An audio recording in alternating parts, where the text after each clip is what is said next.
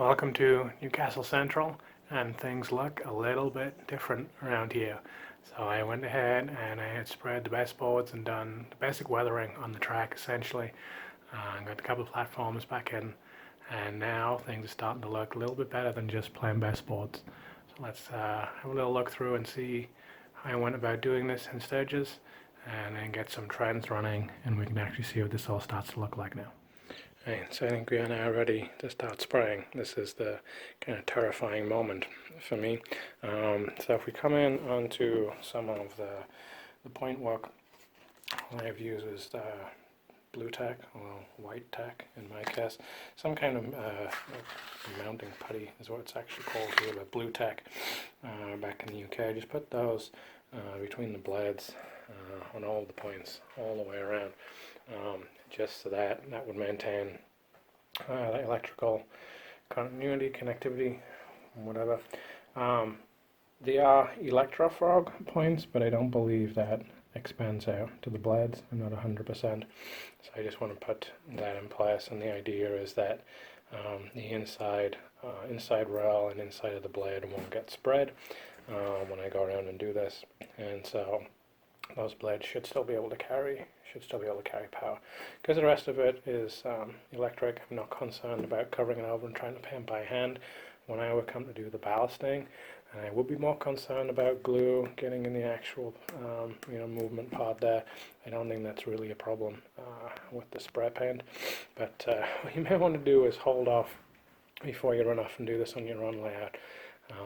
Until we see the end of the video, and make sure that that does still work. In terms of paint, this is what I went for.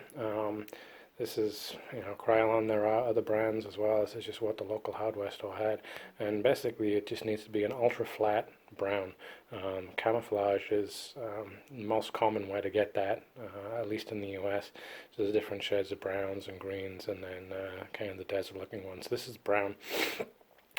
Seen this in use on local club layout. Like I said, I had done some of the track work, point work by hand, at least with that. I didn't do the actual spraying, but I had seen how it was done. Not a new technique. It's been around in trend magazines for a number of years. I've seen it on forums going back 20-25 years.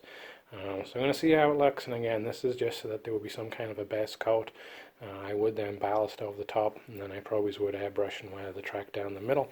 But this is just so that I get something, so that it starts to look more than just these bare baseboards and kind of these chewed up areas of the foam underlay. So we'll see what happens. Going to start spraying this first area.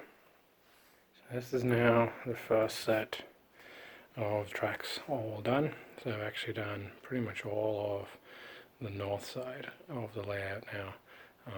Color looks a little bit weird. It's a little shiny in spots almost. Promise you that is not the case. That is just all the lights over the top, and some of this is still a little bit wet too.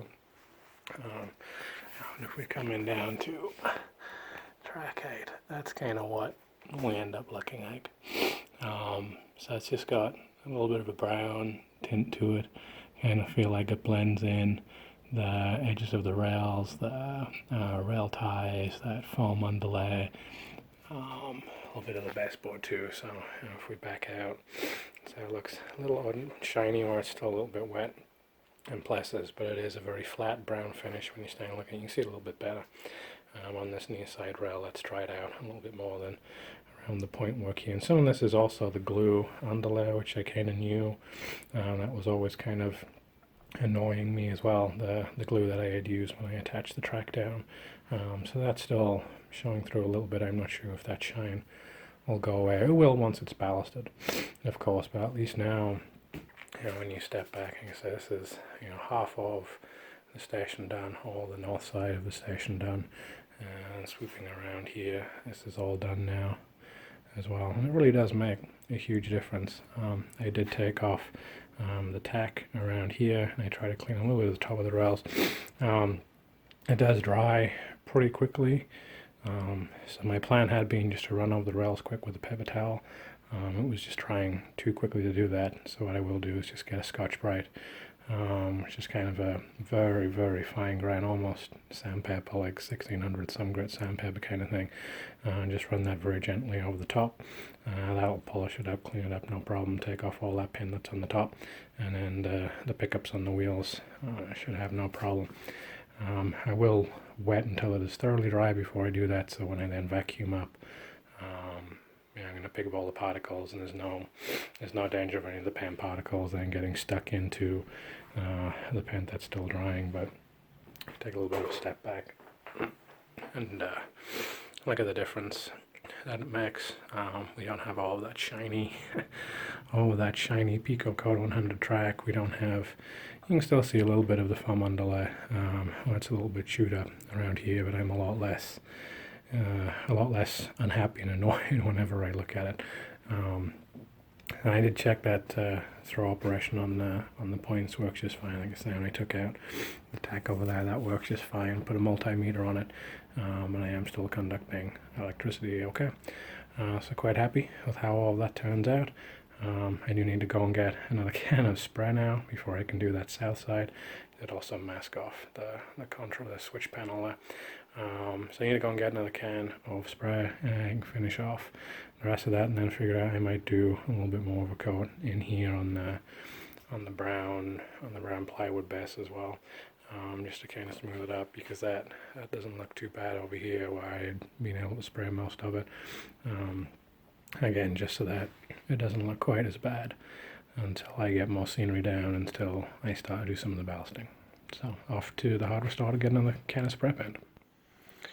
So this is now all of the station area complete, and it might look a little bit shiny still on video, but I promise you it is not. It is very flat brown. I actually really like it when you're not directly under the lights like over there. It gives a pretty good view.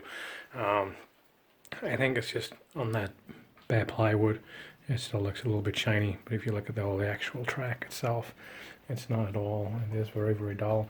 And one thing that I do particularly like is that now these surface mounted Pico points, so I have 5 of these. I think they're the PL 11s maybe, because I couldn't do the seat PM1 point motors mounted underneath in some locations where it was on the edge of the baseboards. I have a couple of locations there on the south side, 3 more on the north side. So I will still make something to go on the back of these to kind of hide the cables. I'll probably detail them a little bit as well, so it looks more like an actual surface mounted point motor, but just the act of spraying all of this kind of hides them, and so they're nowhere near as noticeable. So again, doesn't quite come across on video. I actually really like the finish of it. If we come in down low and look, I'm gonna zoom in a little bit. There we go. So that's kind of the finish that we're now looking at now that it's dried up a little bit. I think it just looks so much nicer. And again, there's still a lot more weathering that I would do on this, but for the time being, at least now, we have something a little bit better to look at. All the point motors do still work as well if I throw them the right way. The point motors do still work, which is one thing that I was a little bit concerned about as to whether or not they would still throw correctly. I'll figure out not leaving them turned on, so the CDU will actually, there we go, recharge itself. Quite happy with how most of them move around.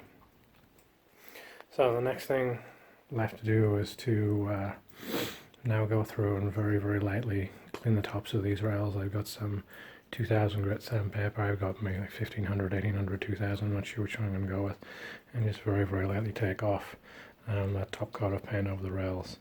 I'm not too concerned about overspray around the back there, because there'll be some scenery boards, which are probably going to be the next things to go in, just to kind of hide the awesomeness of the shed. But now if we come and step back, just that act of spraying the baseboards, spraying the tracks, the underlay, all of a sudden now starts, I think, to make it look just that much nicer. So I'm going to try and clean the tops of the tracks and then we'll try actually running some trends. So it's not a particularly fast process, but this is the first section of track that's now done. And so now you can really kind of see it starting to pop a little bit now that the top of the rails cleaned up. Looking very good there through the point work. And so if we come down to the track here, you can see the sides of the rails still dirty as they would be and still weathered up as they would be without having to deal with airbrushing just yet. But the tops of the rails then are nice and clean. So I'm going to go and get one or two locos and just try moving these up and down just to make sure that these are clean enough. I'm probably then going to actually first get some paper towel and just some rubbing alcohol and just clean the top of the rails quick with that just to make sure there's no fine dust left, and then I'll try running one of the locos just to make sure that this is all working, because it's like I said, it's not a particularly fast process, and yeah, I kind of have a whole lot of track that I need to clean, excluding the workbench, excluding the area that is going to end up being the yard. I think I was right at about 200 feet of track. So I've got 2 lines there with the curves. That's probably about 25 feet of track. So this is something 175 feet of track all told. And I have done maybe 15 feet of that. So yeah, I'm going to clean this up, run a loco or two, make sure that it works, and then get cracking on the rest of it. The proof always comes in testing, and we do have class 43 that is able to quite happily move around. So I did have to clean up the tracks with rubbing alcohol, and you're wondering why I then went and did that. It's because this is actually what was left. So there was still an awful lot of the dust left over from that. So what you don't want is that getting picked up by your locos, ending up inside their motors, coming up the wheels, anything like that. So having gone through and then sanded it all down, because it creates that very, very fine dust, and just lightly rub over it with the rubbing alcohol. It may be one of those things where I probably could go around and use the rubbing alcohol to actually soften up the paint. But what I'm concerned about is that I would end up with a little bit too much, and it would then run down and it would start to soften up the paint actually on the side of the rails or on the rail ties themselves. So for now, at least we've got the one loco that can move around, and it does work on all 3 lines as well. See how far it goes. It goes about there, and then that's as far as I've cleaned up the rail, so it kind of stops. But it does mean that I have not destroyed the rails, which was my biggest concern. I joke with my wife that this was kind of a terrifying part for me to come and do all of that. So I'll now get to work on sanding up the rest of this. It's a little bit later in the evening, but all of the track is now cleaned up. There probably was a quicker way for me to do this, but I didn't want to risk damaging the track at all. So a little bit of elbow grease. It really wasn't all that bad. It actually came up really quickly. Ideally, I would have been able to clean it as I was going along, but just weird weather out here meant that it wasn't drying totally, but it was drying enough that it wasn't coming straight off. But anyway, it was a good excuse to go through and clean all the track anyway. We'll also notice that I filled in around here, if you look around very carefully, filled in all the sleepers as well. I didn't mention that earlier on, but I had gone through, and when I was cutting all the lengths of flex track, I had kept all the sleepers that I had cut out. As Keena, he's been hanging out with me tonight. I've been keeping all the lengths of sleepers, so as I was figuring out, putting in all the different point work, and at the end of the flex track, kind of around here, and in the flex track where I was then cutting, been keeping a whole pile of sleepers. So all those went back in place before I then painted. So again, if we come back out now, it's starting to look starting to look pretty decent. There's a mess of glue underneath there. The spread didn't quite cover that up. The ballast will, so I'm not too concerned about that. And there's a few spots all around the place now that spread right out where you can kind of see, but it's really not noticeable on camera. It's not that bad at all when you look at it for real. So very happy with how that is. It is a little bit later in the evening now, and it's become a very, very cold evening. So we actually had about 4 or 5 inches of snow on Christmas Eve through into Christmas morning. That hung around for 2 or 3 days and then turned to rain. So this is, a little bit later on in my Christmas vacation, and I was really wanting to be able to get out here. But it's been fun, being able to do a whole bunch of good stuff inside with the kids, playing with their new toys and a whole bunch of Lego, and been doing some work on N-gauge trans as well. So I'm not going to try and run any locos tonight. I'm going to try and do that tomorrow, just have a little bit of a running session, bring out a couple of the platforms that I've got put together, and see if we can get some trends moving around.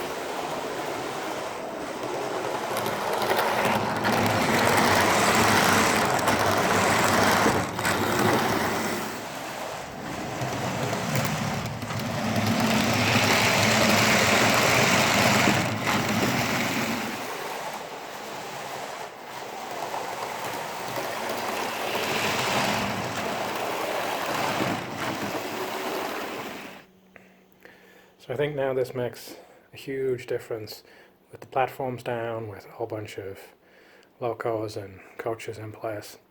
It's actually been kind of fun to see all this come together now. I'm still having a few problems with the locos. I actually realized when I was running some that I think part of the problem, at least with this particular HST, is traction tires. It was basically mint and new in box, and I think that the rubber traction tires are basically just hosed on there. When I was watching very carefully as it was moving around, it was struggling to get grip. So when you see the running session, and if it sounds like it's running a little awkward, I'm pretty sure you just need new traction tires.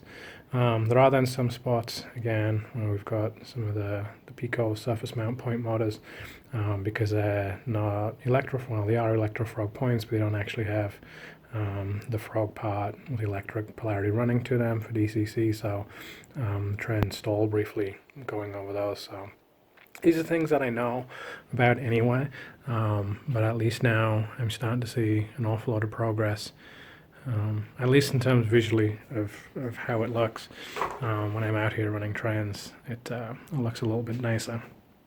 So thanks to everyone who's been following along. I hope this has been somewhat useful. I think it's an interesting way to be able to do some basic weathering of the baseboards and of the track work without having to go whole hog of getting an airbrush. Just let me know what you think. Let me know if there was different ways that could have done something. I know ideally I would have wanted to clean up the track work before I had actually let it all dry, so I didn't have to go through and do all the sanding and cleaning up of the track work afterwards. But I think that it probably was time anyway. I think that's also maybe partly why some of these locals aren't running great. Yeah, this is probably going to be the last one for 2017. I'm very excited for what 2018 is going to bring about with the layout. Hopefully I'm going to have a little bit more time coming up soon. I've been writing a book, which I think I'd mentioned before. I'm a little over 2/3 of the way through now, so I'm kind of seeing light at the end of the tunnel and pushing on to try and get that finished, and then I'll have a lot more free time available to be able to come and work out here, especially when it's hopefully going to be starting to warm up. I have been thinking quite a bit about insulation as well. Thanks for those that comment as to what I'm going to be able to do insulation wise around here. So I think I've got that planned out. As just time and then the cost. So hopefully within the next few weeks here I'll be able to figure something out. So please do let me know what you think. Subscribe to follow along and enjoy this little running session. Take care. Bye.